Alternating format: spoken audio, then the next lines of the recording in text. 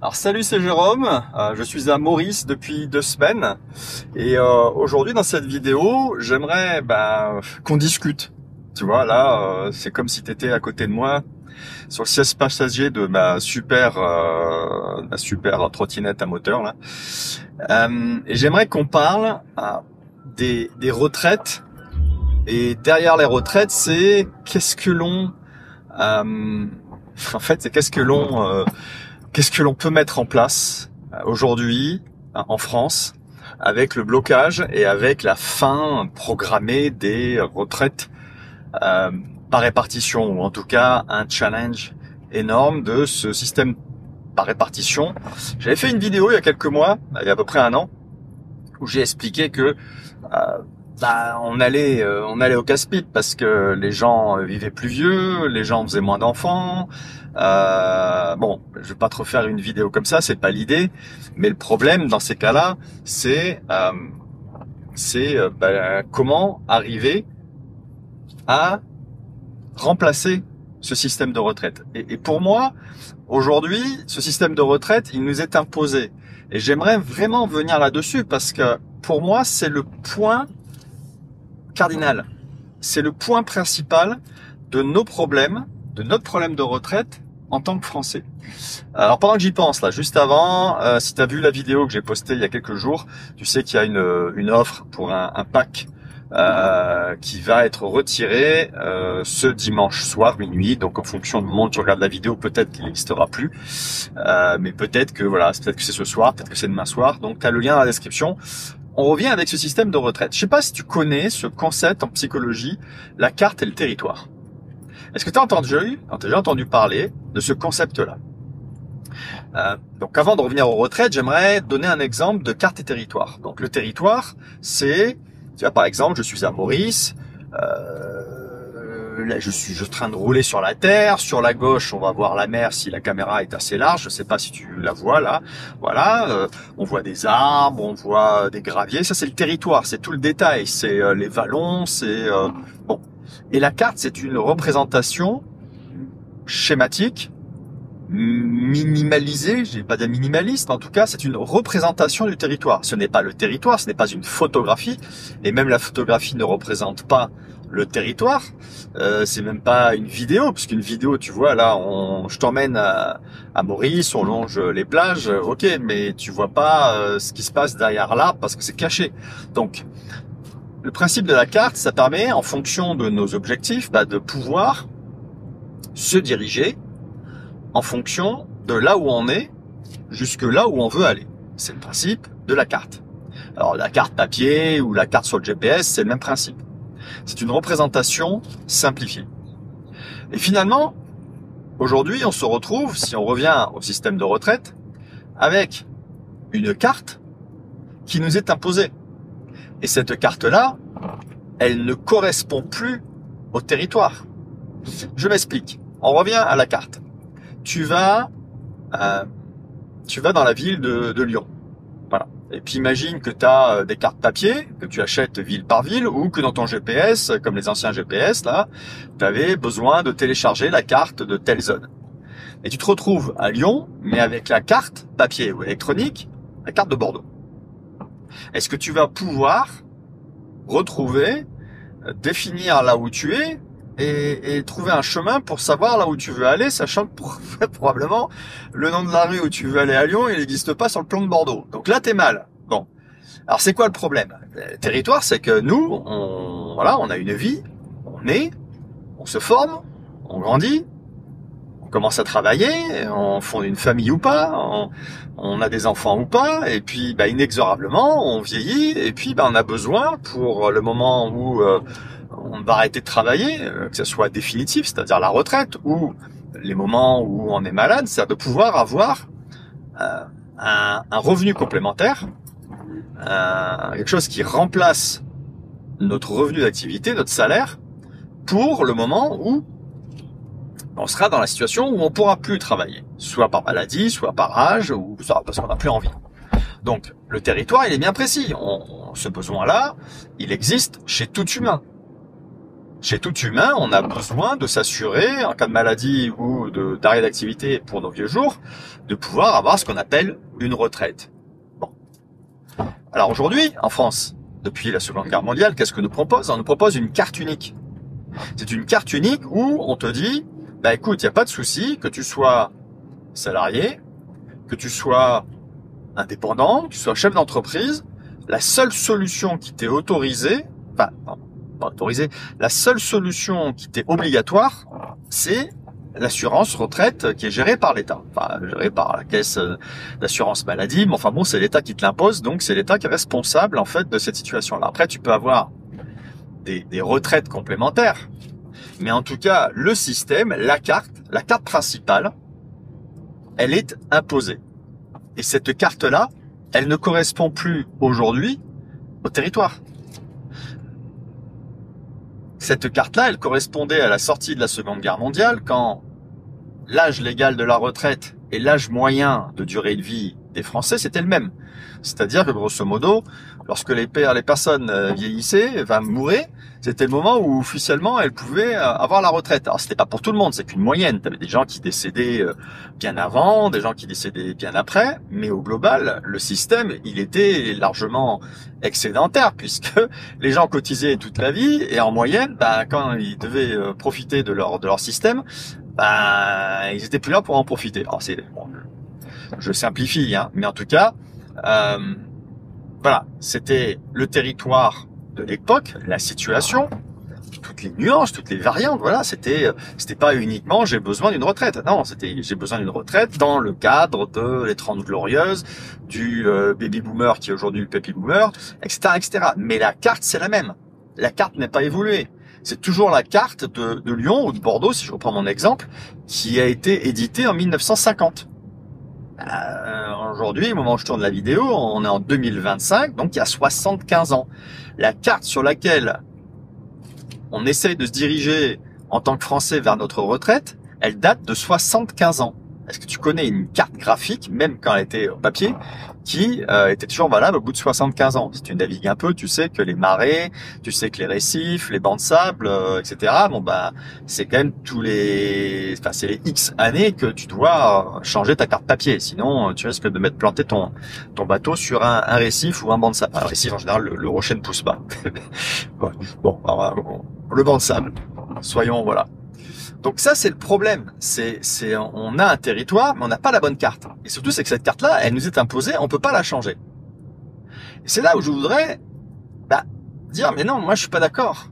On peut pas rester à ce niveau de situation, parce que sinon on déprime, parce que sinon on joue plus au jeu. Sinon, et pour moi, l'état de la France aujourd'hui, qui était un des pays très joyeux, aujourd'hui, quand je retourne en France, voilà, on sent une lourdeur. Oui, la lourdeur fait que, en fait, on est avec nos problèmes et on se rend compte que le système politique, il ne veut plus s'adapter.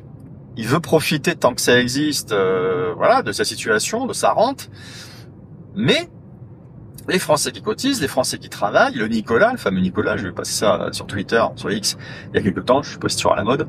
Dis-moi d'ailleurs si c'est encore à la mode, là, Nicolas qui paye, je crois, ou Nicolas qui finance, je sais même plus. Bref, voilà. Toi, a priori, si tu écoutes cette vidéo, c'est que tu es plutôt du côté de Nicolas. Bon, donc cher Nicolas, reste là, parce qu'il y a des solutions. Alors, je dis pas que c'est pour tout le monde, Alors, moi, je vais être clair, j'en parlerai à la fin. J'ai un peu structuré, même si t'es à côté de moi. Mais voilà, alors, l'avantage, c'est que tu m'interromps pas pendant que je parle. Donc, j'essaie un peu de me dire, je vais structurer pour pas que la discussion soit sans queue ni tête. La fausse solution qui nous est imposée par l'État, c'est de dire, écoute, travaille plus, cotise plus, prends des retraites complémentaires. Il y a des solutions, en effet. Mais il y a des solutions où j'avais fait le calcul d'ailleurs. Pour financer un de retraite, en fait, tu vas payer 1,10 € ou 1,20 €. Je crois que c'était ça. Quand tu récupérais 400 000 € de retraite dans toute ta vie de retraité, il fallait que tu cotises dans les 500 000 €. Voilà ce qu'on te propose. C'est ça qu'on te propose. Une perte nette, une perte sèche. En fait, il y a des solutions.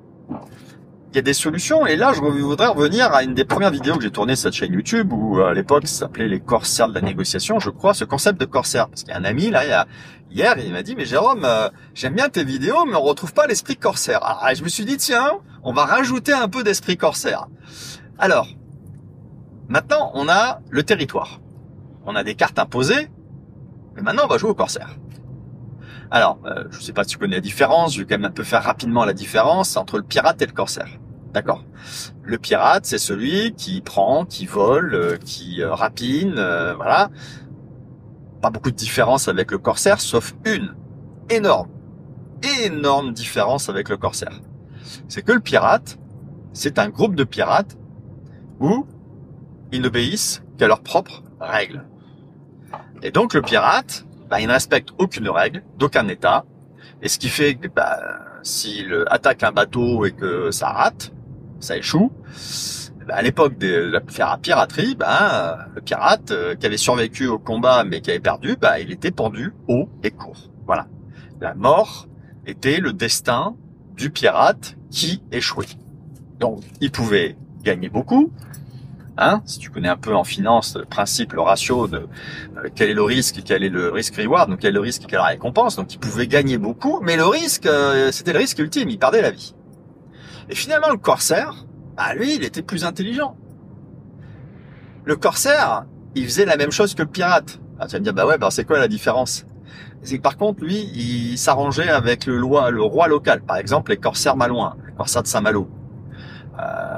D'ailleurs, à Maurice, on retrouve un des corsaires malouins les plus réputés, on retrouve Surcouf, qui a vécu ici longtemps et qui est l'île Maurice, la période française, elle est intimement liée avec Surcouf. Donc c'est pas pour rien que je vais te parler de corsaire à l'île Maurice.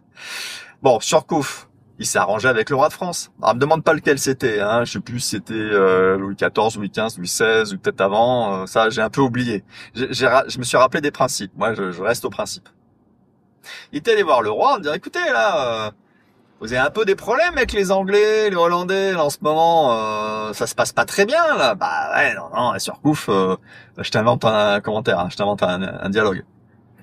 Ouais, Surcouf, vous comprenez, mais en fait, on a une marine, voilà, mais on se fait ratatiner la gueule par les Anglais, les Hollandais, ils sont en surnombre, donc je vous propose un deal, monsieur Surcouf.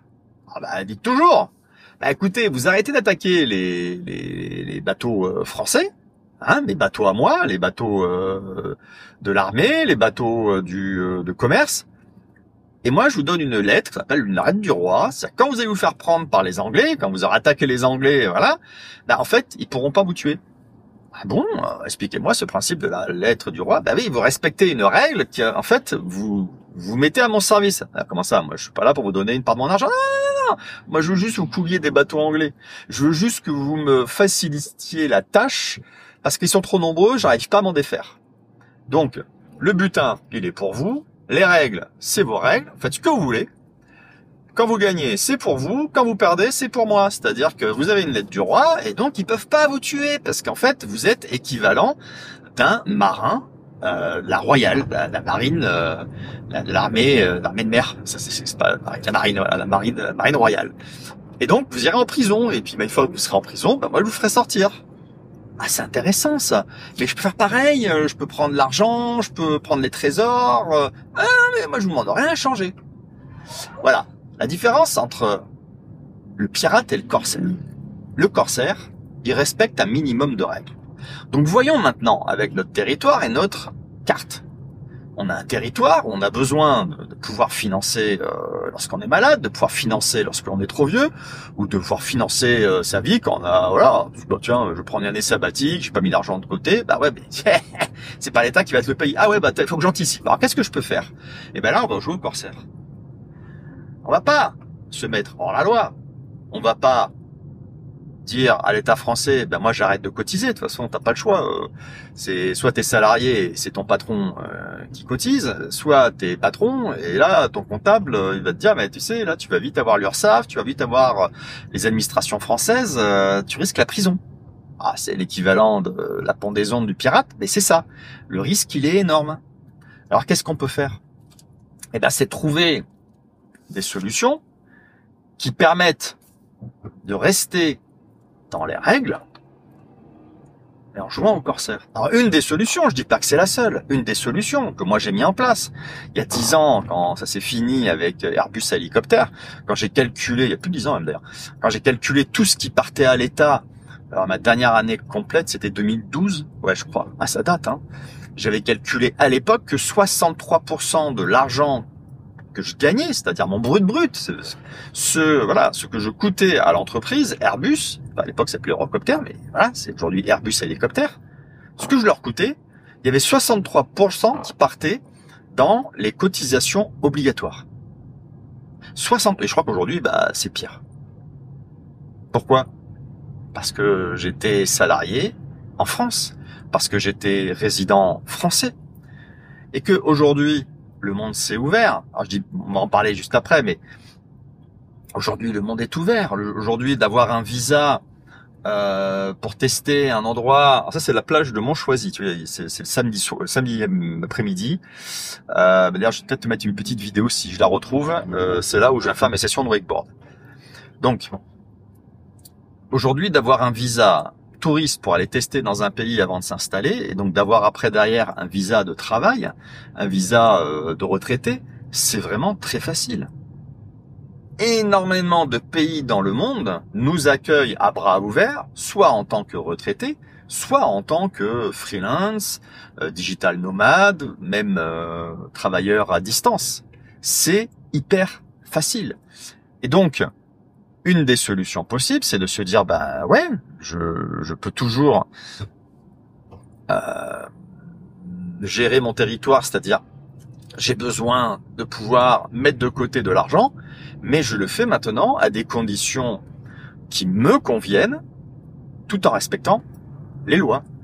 Ouais, parce que du jour au lendemain, je ne suis plus résident fiscal français, je ne vis plus en France, je ne paye plus d'impôts, etc. Après, c'est une graduation, hein. Il y a des gens qui continuent à être résidents, mais qui peuvent, voilà, c'est pas 0 ou 1. Tu peux avoir une partie qui est encore gérée par l'État, mais bon, moi en tout cas, j'ai fait le choix de faire intégralement. D'arrêter le monde salariat en français, là je fais le minimum, faire le minimum pour cotiser le minimum, et puis à un moment à ne plus cotiser, et puis voilà, et puis du coup d'être résident d'un autre pays, de vivre bien mieux que si j'étais en France. Bon, on va pas aborder les questions de sécurité, etc. Mais donc du coup, avec cet esprit corsaire de dire, mais ok, le problème, il est là, on le partage tous les Français le partagent. On est tous inquiets par rapport à nos retraites, le système de retraite. On voit que la situation économique est de pire en pire. On se demande, mais est-ce qu'on va pouvoir avoir le même niveau de retraite que nos parents? La question, si tu te la poses, je pense que tu as déjà compris la réponse, c'est non. Et donc, en fait, c'est de faire un pas de côté et de se dire, il faut que je change de carte. Voyons les cartes qui existent dans le monde. Là, on nous impose une carte franco-française, système par répartition. Est-ce que c'est le seul système? Non. Change de pays, même sans, je sais pas, si tu habites près de la Suisse, je crois que leur système de retraite, il y a un peu de répartition et un peu de capitalisation. Donc, je connais pas exactement, mais j'ai compris qu'on pouvait mêler les deux ou nous imposer un minimum de répartition, mais après, on pouvait booster plus ou moins. Je crois qu'il y avait une part qui était imposée en capitalisation, et après, on pouvait booster pour en remettre encore plus. Donc, tu vois que si, je sais pas, t'habites dans le Doubs, t'habites en Haute-Savoie, enfin voilà, c'est pourquoi pas finalement d'avoir un moment le système suisse plutôt que le système français, de changer de carte. Alors, c'est clairement la situation, elle est pas valable pour tout le monde. Je veux dire, moi j'ai un ami, il est œnologue, voilà, enfin ceux qui sont paysans, qui sont enracinés, ça va être très compliqué. Quoique, quand tu vois aujourd'hui la qualité du vin à l'international, ou même un cuisinier, quand tu vois aujourd'hui l'excellence à la française qui est réclamée dans tous les pays où je vais, les pays d'Asie du Sud-Est, que je connais bien, mais je crois qu'aux États-Unis aussi, les boulangeries françaises sont très appréciées. Enfin, je veux dire, un artisan, alors un paysan, je sais moins, je maîtrise moins, mais je sais que Bon, mais en tout cas, voilà, t'as la famille, tu as des situations, je connais pas ta situation, et clairement, c'est pas pour tout le monde. Si tu es avec tes parents très vieillissants, tu sais que pour les prochaines années, bah, tu vas être proche d'eux pour leur fin de vie. T'as les enfants, ils sont en pleine période touchy, où c'est le moment des études, il faut vraiment être à côté pour les supporter, et supporter dans le côté, voilà, être un support pour eux, pour qu'ils puissent se concentrer sur les études. Donc bien sûr qu'on a chacun des situations, et moi, la mienne, elle m'a permis d'avoir cette liberté, mais en tout cas de me dire, bah moi je suis un corsaire, je respecte les règles, mais par contre je vais là où je suis bien traité, je vais là où les règles du jeu me conviennent, je vais là où la sécurité, le pouvoir d'achat, le sourire des gens, l'avenir est merveilleux. Enfin, je veux dire, voilà, quand tu voyages, tu te rends compte que de tout ça. Et c'est ça que je voulais te partager aujourd'hui dans cette vidéo. J'ai oublié de faire une dédicace au début. Ah là ouais, bah, je la ferai à la fin. C'est dédicace à Hugo. À Hugo de la chaîne, alors avant ça s'appelait Fiscalité et Investissement, qui m'a inspiré avec ses vidéos. Alors au début à Tallinn, mais j'habitais à Tallinn, donc ça me faisait rêver, mais bon, c'est sûr que c'est pas excitant de voir des vidéos sous la neige, mais bon, je trouve le concept sympa, ça m'amuse. Dis-moi ce que t'en penses de ce format-là. Dis-moi ce que t'en penses de cette image des corsaires. Dis-moi ce que t'en penses de cette carte et ces territoires. Et si tu veux aller plus loin pour pouvoir du coup trouver des solutions pour créer des systèmes de retraite pour toi, où tu gères directement pour toi, je t'invite à cliquer sur le lien, puisqu'il y a une offre, il y a une vidéo, tu cliques sur le lien, tu as une vidéo qui entre autres explique, mais qui va aussi aborder un autre point important qui est le passage à l'action. C'est à un moment, faut arrêter. Bah, en fait, il y a pas c'est chiant de dire, il y a qu'à Faucon, ça fait trop prof de maths. Je sais pas si voilà. Est-ce que je fais un peu trop prof de maths, d'ailleurs, dans cette vidéo? Dites-moi. C'est le côté assertif, je crois. Bon, bref. Si tu sens que le moment, là, avant la fin de l'année, c'est le passage à l'action, regarde cette vidéo. Tu vas y apprendre beaucoup de choses. On se retrouve, juste après le clic. À tout de suite.